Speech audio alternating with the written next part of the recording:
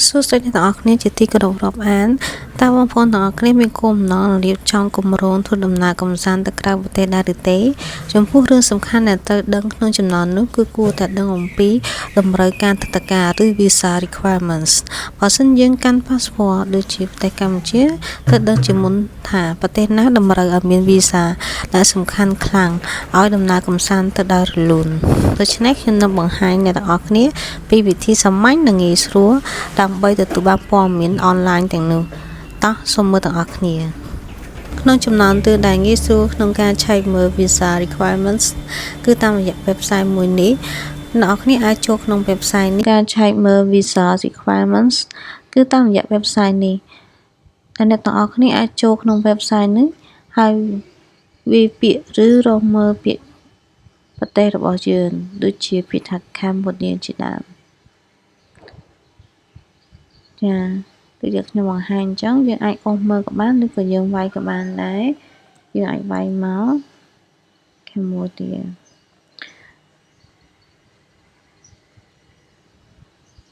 អញ្ចឹងយើងមើលឃើញ website នេះគឺបញ្ជាក់យ៉ាងច្បាស់អំពីតម្រូវការ Visa សម្រាប់ជនជាតិកម្ពុជាដើរលេងនៅប្រទេសណាមួយ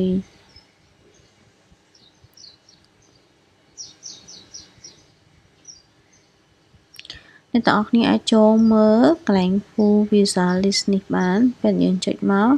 គឺចូលនៅផ្ទាំងកន្លែងនេះអញ្ចឹងពេលដែលយើងឃើញថាប្រទេសណាដែលមានថាគូធីកគឺជាប្រទេសដែលមិនចាំបាច់តម្រូវ visa ទេតែបើកន្លែងណាដែលគូខ្វែងគឺទាមទារឲ្យមាន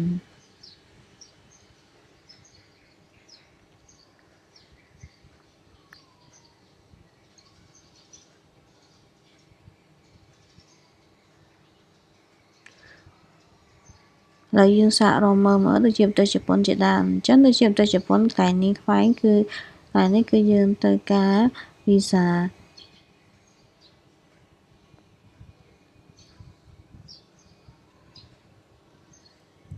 ហើយនៅមានប្រទេសជាច្រើនទៀតដែលអ្នកនរគ្នាអាចរកមើលតាមតម្រូវការបានហើយអាច download មើលបានករណីអ្នកនរគ្នាចង់បាន file នេះអ្នកនរគ្នាអាច comment ពាក្យថាចង់បានទី2គឺខ្ញុំបានចូលទៅក្នុង website របស់ក្រសួងការបរទេសហើយថ្ងៃនេះខ្ញុំអាចរកមើលឃើញថាlist of visa exemption អ្នកនរគ្នាអាចចូលកន្លែងនេះមកហើយបន្ទាប់មកនេះគឺជា file download របស់ក្រសួងនេះ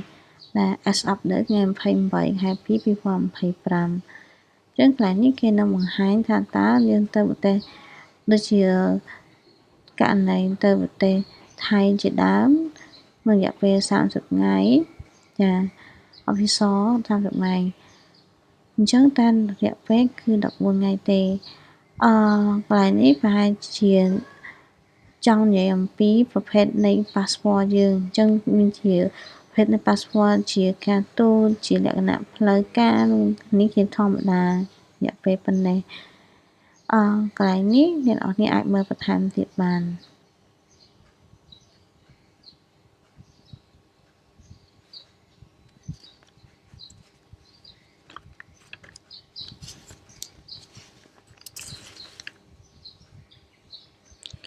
ចឹងជាម្ដងទៀតបើសិនជាអ្នកនរគ្នាចង់បាន file download នេះអ្នកនរគ្នាអាច comment វាថាចង់បានឬក៏ yes បានគឺខ្ញុំនឹងផ្ញើឲ្យអ្នកនរគ្នា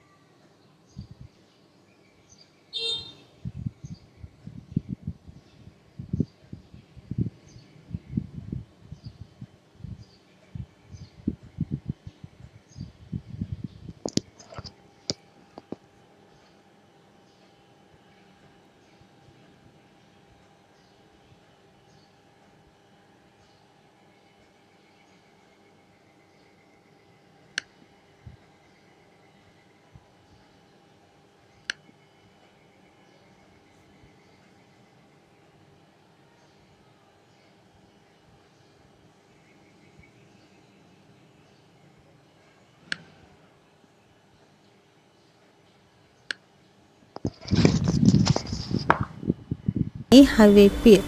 ឬរកមើលពី Cambodia website នេះបញ្ជាក់យ៉ាងច្បាស់អំពីតម្រូវការវីសាសម្រាប់ជនជាតិកម្ពុជាដូចឧទាហរណ៍ដូចជាទៅលេងប្រទេសណាមួយជប៉ុននិងមានប្រទេសជាច្រើនផ្សេងទៀតដែលអ្នកនរគ្នាអាចរកមើលតាមតម្រូវការនេះបានហើយអ្នកនរគ្នាអាច download មើលបានបើចង់បាន file នេះអ្នកនរគ្នាអាច comment ថាពាក្យចង់បានឬក៏ yes វិធីសាស្ត្រដែលគួរជាទីទុកចិត្តក្នុងផ្លូវការគឺទទួលព័ត៌មានដ៏ត្រឹមត្រូវផ្ទាល់ពី website របស់ស្ថានទូតឬស្ថានកុងស៊ុលនៃប្រទេសគោលដៅដែលខ្លួនយើងនឹងធ្វើដំណើរទៅនេះគឺជាវិធីសាស្ត្រទី2ហើយឧបមាថាខ្ញុំចង់ទៅលេងជប៉ុនយើងអាចស្វែងរក Japanese Embassy in Phnom Penh ពេលរកឃើញ website ផ្លូវការរបស់ស្ថានទូតហើយយើងរកមើលសេវាកម្មវីសាឬស្ថានកុងស៊ុលចំពោះផ្នែកនេះជាទូទៅមានព័ត៌មានគ្រប់សញ្ជាតិផ្សេងគ្នាមានផ្ដល់ most up to date តាន់ពេលសម័យកាលdetails លម្អិតនិងព័ត៌មានអត់ដូចជាការដាក់ពាក្យតម្រូវការឯកសារពេលវេលានិងការកំណត់បទបញ្ជាជាលក្ខណៈមួយដែលយើងទៅតែមានការយល់ដឹងទី3បើសិនជាអ្នកនរគ្នាណាចង់ស្វែងរកជំនួយដែលផ្ទាល់ទៅនឹងដំណើរការវីសានេះអ្នកនរអាចប្រឹក្សាជាមួយភ្នាក់ងារ Travel Agency ដែលមានឈ្មោះល្អនិងមានបទពិសោធន៍ច្រើនឆ្នាំដែលពួកគាត់មានការយល់ដឹងពីបច្ចុប្បន្នភាព up to date អំពី visa requirements សម្រាប់ប្រទេសគោលដៅរបស់យើងពួកគាត់អាចផ្ដល់ដំបូន្មានពីដំណើរការ visa រដ្ឋាភិបាលជួយរៀបចំឯកសារនិងអាចជួយដាក់ពាក្យឲ្យជាដើមប៉ុន្តែខ្ញុំជាទូទៅព្យាយាមនឹងសិក្សាព័ត៌មានហើយរៀនដាក់ដោយខ្លួនឯងអញ្ចឹងអាស្រ័យទៅលើបងប្អូនអរគ្នាទេងាយថាតើវិធីសាស្ត្រណាមួយដែលងាយស្រួលមុនពេលអ្នកទាំងអស់គ្នាសម្រេចចិត្តលើគម្រោងការធ្វើដំណើរជាចុងក្រោយខ្ញុំមានចំណុចសំខាន់ខ្លះៗដើម្បីក្រាបលោកអ្នកទាំងអស់គ្នាទី1គឺ passport validity គឺសុពលភាពនៃ passport សូមឲ្យប្រាកដថា passport ដែលយើងមានមិនទាន់អស់សុពលភាពជាធម្មតាយ៉ាងហោចណាស់ក៏ត្រូវតែមានរយៈពេល6ខែមុនពេលធ្វើដំណើរឬក្នុងកំឡុងពេលស្នាក់នៅឬទៅលេងប្រទេសនោះចំណុចសំខាន់ទី2គឺឯកសារតម្រូវគួរតែរៀបចំឲ្យរួចរាល់ហើយជាមុនសម្រាប់ទិដ្ឋាការដាក់ពាក្យដែលអាចរួមមានផុសតាងបញ្ជាក់ពីទឹកប្រាក់ធានារ៉ាប់រងក្នុងការធ្វើដំណើរនិងកន្លែងស្នាក់នៅជាដើមចំណុចទី3គឺគោលការណ៍ទិដ្ឋាការឲ្យផ្លាស់ប្ដូរគ្រប់ពេលដូច្នេះគួរតែ double check ពិនិត្យមើលម្ដងហើយម្ដងទៀតឲ្យច្បាស់នៅតម្រូវការចុងក្រោយឲ្យគៀកជិតដល់ថ្ងៃធ្វើដំណើរទី4គឺទិដ្ឋាការឆ្លងកាត់ឬ transit visas ដែលអ្នកទាំងអស់គ្នាគួរតែពិនិត្យមើលថាបងប្អូនត្រូវការទិដ្ឋាការឆ្លងកាត់ដែរឬទេបើគ្រាន់តែជិះកាត់ប្រទេសមួយដើម្បីទៅដល់ប្រទេសគោលដៅរបស់ខ្លួនសូមបើកវងកញ្ចក់ពន្យល់ពី transit visa បន្តិចក្នុងករណីដែលបងប្អូនណាមិនបានដឹងឬអ្នកដែលដឹងអាច comment បន្ថែមទៀតបានការកាន់ passport visa កម្ពុជាគឺសំខាន់ណាស់ក្នុងការឆែកពិនិត្យមើល transit visa requirements របស់ប្រទេសដែលយើងឆ្លងកាត់បើមិនធ្លាប់ទៅឬធ្លាប់ទៅយូរហើយគួរ update ព័ត៌មានផងដែរទោះបីជាបងប្អូនមិនមានបំណងចង់ចាក់ចេញពីពលានយន្តហោះក៏ដោយការមិនបានដឹងឬធ្វើ transit visa ដែលតម្រូវណាមួយអាចឡើងជាយន្តហោះបានឬក៏ទៅបានខាត់ទុកសិនតើធ្វើយ៉ាងម៉េចទើបអាចឆែកមើលតម្រូវការ transit visa បានវិធីសាស្ត្រគឺស្ថិតនឹងអ្វីដែលខ្ញុំបានរៀបរាប់ពីខាងលើចំណុចផងដែរដូចជាទី1គឺអ្នកទាំងអស់គ្នាអាចមើលតាមគេហទំព័រផ្ដល់ព័ត៌មានពីទិដ្ឋាការឬគេហទំព័ររបស់ស្ថានទូតទាំងនោះអាចមាន sections ផ្នែកឬក៏លម្អិតពីតម្រូវការ transit visa ទី2ចំពោះក្រុមហ៊ុនអាកាសចរណ៍គឺធានាថាអ្នកដំណើរមានឯកសារចាំបាច់ពួកគេអាចផ្ដល់ដំបូន្មានដល់អ្នកនៅតម្រូវការទិដ្ឋាការឆ្លងកាត់ឬ transit visa តាមលំនាំផ្លូវជាក់លាក់ទោះជាយ៉ាងណាសូមឆែកមើលម្ដងទៀតទៅនឹងប្រភពផ្លូវការទី3គឺភ្នាក់ងារធ្វើដំណើរឬ travel agencies ដែលមានបទពិសោធន៍យូរឆ្នាំនិងគេឈ្មោះល្អក៏អាចប្រាប់ពីព័ត៌មានថាតើចាំបាច់មាន transit visa ឬអត់ដើម្បីឲ្យងាយយល់នៅពាក្យទិដ្ឋាការឆ្លងកាត់ឬ transit visa ឧទាហរណ៍ថាយើងត្រូវចេញពីភ្នំពេញទៅគោលដៅប្រទេសកាណាដា ប៉ុន្តែត្រូវឆ្លងកាត់ពលានយន្តហោះនៅប្រទេសកូរ៉េខាងត្បូងទោះមិនចាក់ចេញពីពលាននោះឬរងចាំនៅក្នុងពលានក៏ខាងគេអាចនឹងឆែកមើល Transit Visa Requirements ឬត្រូវការ Transit Visa គឺអាស្រ័យទៅលើបទបញ្ញត្តិរបស់ប្រទេសកូរ៉េខាងត្បូងនោះផងដែរជារួម Transit Visa គឺជាការអនុញ្ញាតឲ្យឆ្លងកាត់ប្រទេសមួយហើយរឹតតែសំខាន់សម្រាប់យើងកាន់ប៉ាសពតកម្ពុជាទៀតនោះដើម្បីព្រៀងទាត់តម្រូវការនោះសម្រាប់រាល់ការឈប់ដើម្បីឆ្លងប្រទេសមួយក្នុងការធ្វើដំណើរជាលក្ខណៈអន្តរជាតិដើម្បីជៀសវាងការរំខានឬការបង្អាក់ណាមួយវីសាតែប៉ុណ្ណេះជាចុងក្រោយការត្រួតពិនិត្យលើតម្រូវការទិដ្ឋាការសម្រាប់លិខិតឆ្លងដែនកម្ពុជាជាដើម